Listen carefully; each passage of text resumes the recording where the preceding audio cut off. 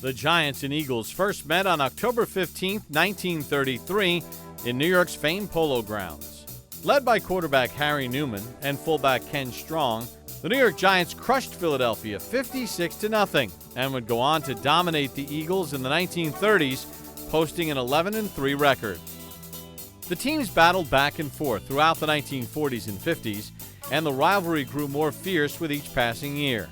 But in 1960, the series would reach a fever pitch in a regular season game at Yankee Stadium, when Giants legendary halfback Frank Gifford met up with Eagles linebacker Chuck Bednarik in one of the most violent collisions in NFL history. Gifford was the Prince of New York, and the Giants were the toast of the town. But in a cold November game, Gifford would suffer an injury that would put his career in serious jeopardy. Chuck Bednarik, I caught the ball just about the same time he caught me, and then I was coming across the middle, and he hit me in the chest, went back and hit on my butt, and my head snapped back, and the field was semi-frozen at the time, and it was hard. There was no grass or anything like that. And all sort of vagued me because I've seen so many pictures of it. I saw it on film, and I vaguely remember coming into the locker room. And the one thing that I really regret about the injury was that to some people that even defined my career, which is totally ludicrous. But I know that years later I had an MRI taken of my neck, and I had several vertebrae that had calcium growth over a fracture. And I didn't play anymore that season. Had I played any more, it could have been really serious.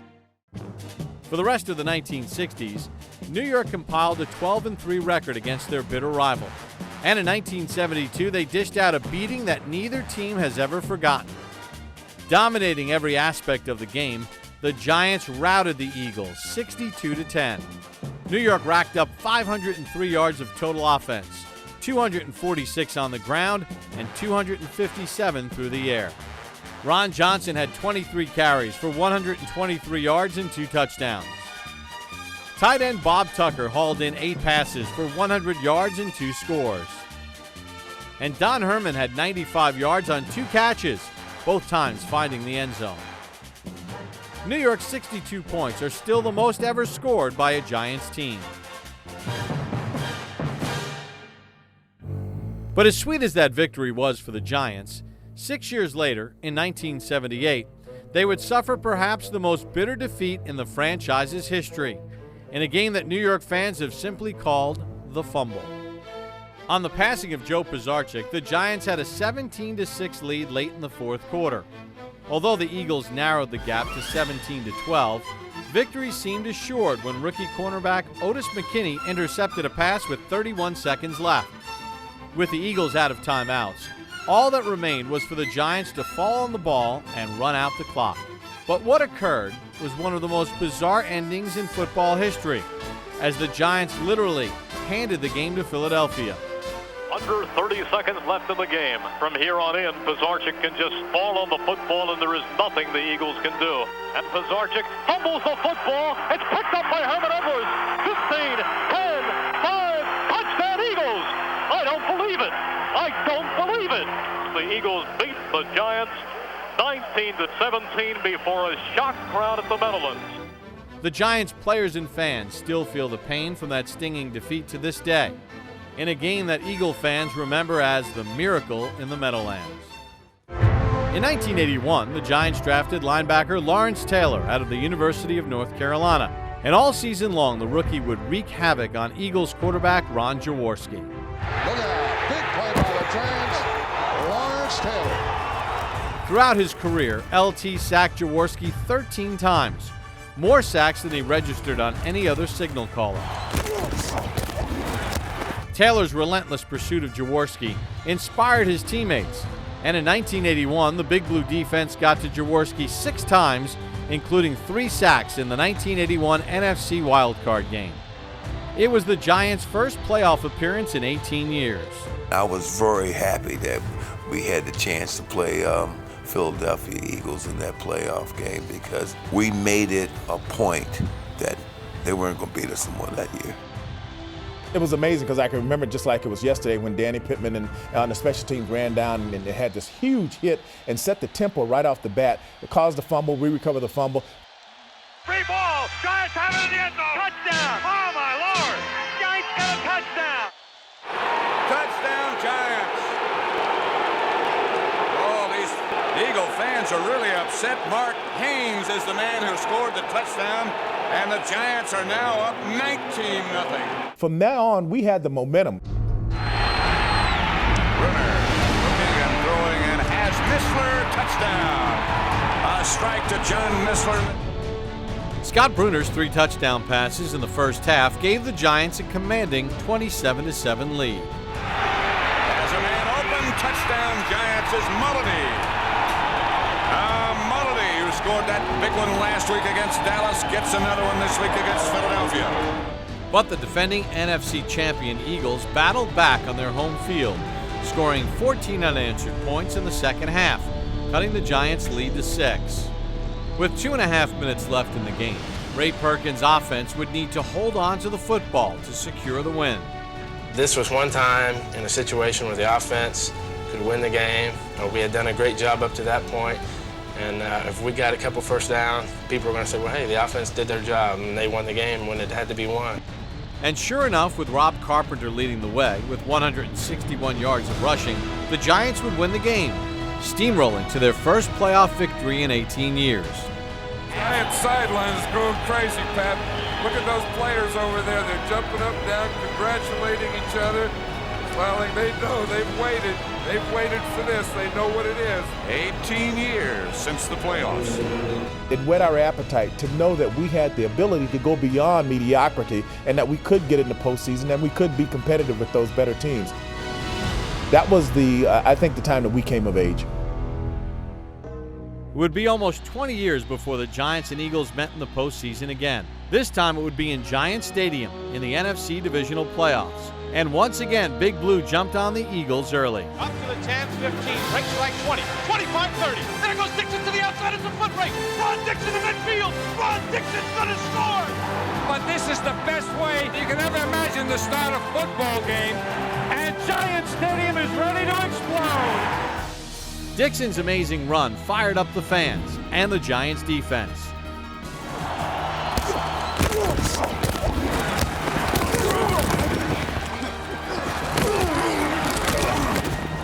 New York's relentless pressure on Donovan McNabb set up Big Blue's second touchdown. McNabb again over center. Drops straight back. Giants on a blitz. McNabb hit as he throws. Swings it right. And the pass nearly it is intercepted by Sehorn. He's got it on the run. Down the left sideline. Cuts it at the 10. 5. Touchdown! He batted it first. Somehow it did not hit the ground. And then he captured it, took it down the far sideline. Jason Sehorn gives the Giants a 16-0 lead. Hey, I've never seen a play like that, man. Hey, Jay, I've never seen anything like that. The Giants would go on to beat the Eagles 20-10 to earn their second playoff victory against their bitter rival. In the decade of the 80s, the bitter rivalry between New York and Philadelphia would intensify. And it was clear that there was absolutely no love lost between the two teams. There was no animosity like there was with the Philadelphia Eagles. I mean, that was something special, and that probably was more rooted in Buddy Ryan than anything. You know, he liked to foster this sense of, you know, us against the world and this gang mentality, and kill. You know, it was more than the Eagle Giant games were more than just games in those years.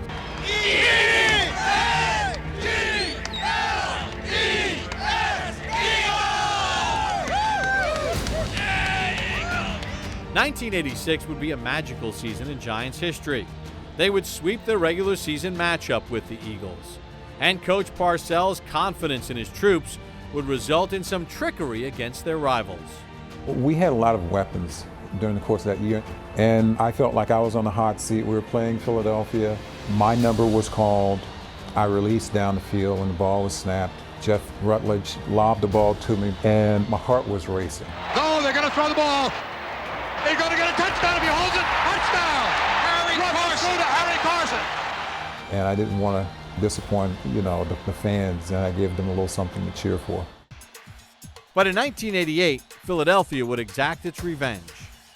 With New York leading 17-10 in the third quarter, Phil Simms was knocked out of the game.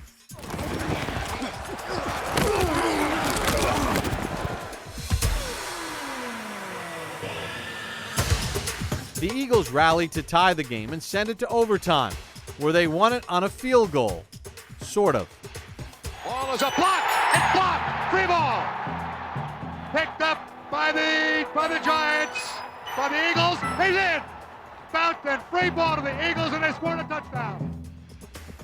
The shocking loss is still the only time the Eagles have defeated the Giants in overtime. 11 years later, in 1999, the Giants produced a miracle finish of their own. Trailing 17-3 in the fourth quarter, New York's defense clamped down on Philadelphia running back Deuce Staley and forced a turnover deep in Eagles territory. Ball loose, and the Giants say they have it, and I think they do. The Giants' offense tied the game in the final minute of regulation.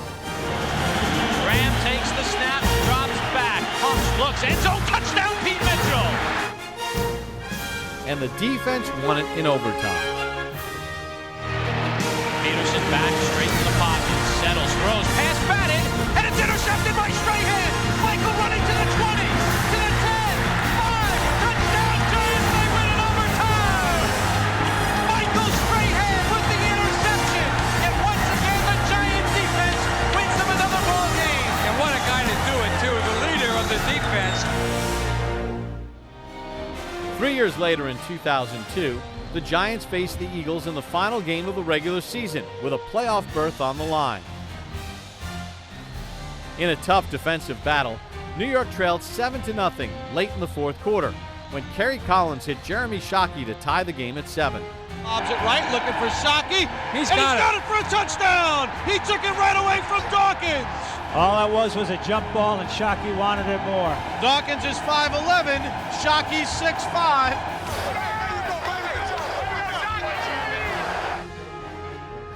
And in overtime, the Giants defense came up with a big turnover.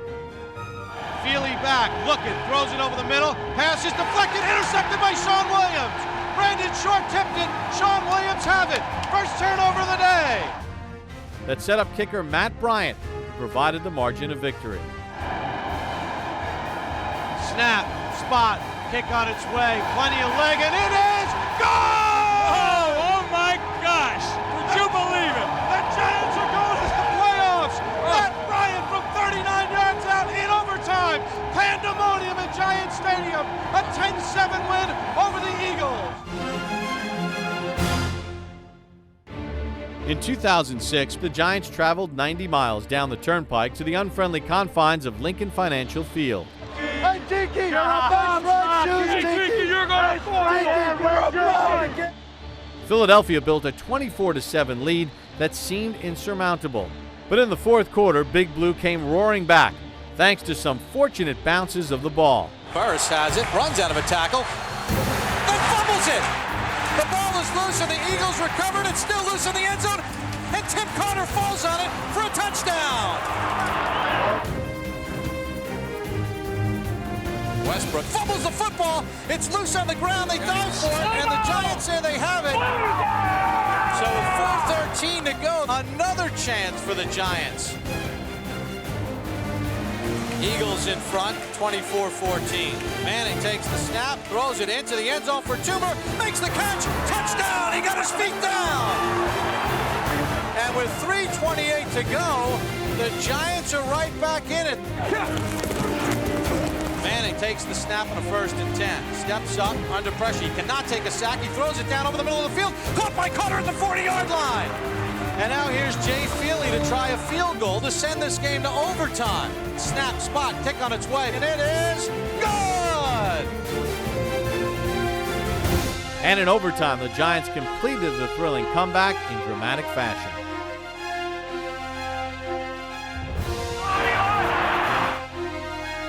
Third and 11, drops back, blitz on, heaves it left for Plaxico Burris, who makes the catch for a touchdown! Burris just beat Sheldon Brown for a touchdown, and the Giants have won in overtime, and they come on the field in Bob Manning. The Giants score 17 unanswered points in the fourth quarter and win it on a 3rd and 11 in overtime. Manning the Plexico burst from 31 yards out. What a game, what a comeback. In Week 4 of the 2007 season, the Big Blue defense continued a tradition of feasting on Eagles quarterbacks. Osi Umenyiora and Michael Strahan would be part of a historic night against the Eagles. Steps up under pressure, and he's sacked by Michael Strahan, and there's the record, the New York Giants record, 133.5, and he does it with Lawrence Taylor in the house. The thing I'm most proud of is bringing LT's Giant single season sack record. That right there was the crowning moment of my career, because he was the greatest defensive player to ever play. Strahan is the best ever in everything. If there's ever been any player who I've ever played with who is more like me on and off the field, it's Osi. Osi and I truly have a bond that I've never had with any other player. I've seen you. You are the best. You are better than me. All right? They can't touch you. The torch would continue to pass as the night went on, with Strahan's protege Osi Umenyiora setting the Giants' single-game sack record with 6 takedowns of Donovan McNabb. McNabb takes the snap, drops back under pressure, sack! McNabb flushed out to his right, gets dragged down by Osi Umenyiora. Gets sacked by Umenyiora! Team record by Umenyiora. Sack number 6 for Osi. I've had games where I got to the quarterback more times than that, but they just weren't sacks. And this particular game, every single time I got to the quarterback, it was a sack. It was absolutely amazing. I'm not worthy. I am not worthy. In Week 3 of their historic 2011 season, the Giants headed down the turnpike to Philadelphia for an NFC East battle against the Eagles in enemy territory. They have, obviously, a stout, talented football team. That was the dream team. It's the dream team, right? Mike Vick was over there, Nnamdi, Asante on the other side. Big Blue would take the early lead when Eli Manning connected with his newest target, Victor Cruz, and a star was born. Manning back to throw, zips one left, caught by Cruz, runs out of a tackle to the 40, up to midfield, makes another man miss to the 45, down the left sideline. There goes Cruz, 20, 15, 10, 5, touchdown Giants, 74 yards. And the salsa was born then too. And he does the salsa. You know, Coach Sullivan was the one who actually told me to do it and was asking me to do something for my heritage and my culture. You know, that first catch up the sideline and I broke 2 tackles and made it up the sideline for a touchdown, I was like, I gotta do this joint now. Like, it's only right. It's only right. But in typical fashion, the rival Eagles would counter. And this LaShawn McCoy touchdown run helped give Philly a 16-14 lead heading into the fourth quarter. But as he would all season long, Eli Manning led the comeback, connecting with his young slot receiver once again for the go-ahead score. Deep ball toward the end zone, and it's caught for the touchdown by Cruz. He took it away from 2 defenders. What a play by Victor Cruz. And now everybody's headed to the exit, and the New York Giants with an upset on the road against Michael Vick and the Eagles.